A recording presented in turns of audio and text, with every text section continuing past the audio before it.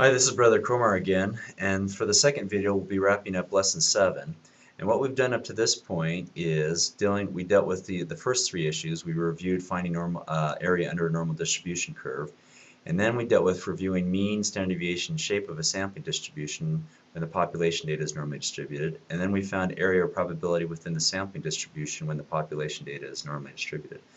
So now let's review the mean, standard deviation, shape of a sampling distribution when the population data is not normally distributed. Okay, so now let's review it here. So suppose the mean internet usage time of all BYU Idaho students is 10 hours with a standard deviation of 2.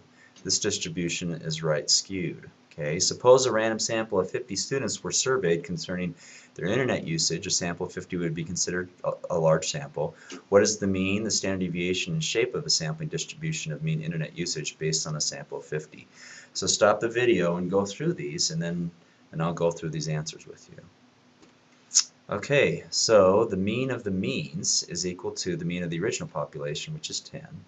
The standard deviation is the sampling distribution is the original standard deviation of the population, which is 2, divided by the square root of the sample size, which is the square root of 50.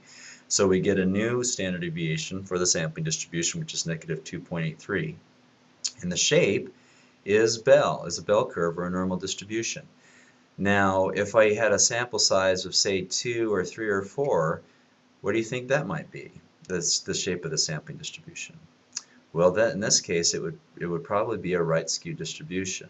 We need to have a large enough sample size to apply what law or theorem? What do you think? Well, it would be the central limit theorem, not the law of large numbers that deals with accuracy, but the central limit theorem. As our sample size goes up, the sampling distribution will become approximately normal. Okay, so now what we'll do is find area probability within a sampling distribution when the population data is not normally distributed. Okay, so taking the same problem, suppose the mean internet usage time of BYU Idaho students is 10 hours with a standard deviation, not sample standard deviation, but standard deviation is 2. This distribution is right skewed. What is the probability that a random sample of 50 students have a mean internet usage time greater than 12 hours? So we'll convert the value of x bar using the standard normal variable z. So stop the video for a second, see if you can figure out what the z-score is. Okay, so the answer to this is, and then check out this z-score, it's a pretty high z-score. We take 12 minus 10 divided by our standard deviation of our sampling distribution, which is 2 divided by the square root of 50, to get a z-score of 7.07. So then what would you do in this next step to find area under the curve? So stop the video and see if you can figure this out.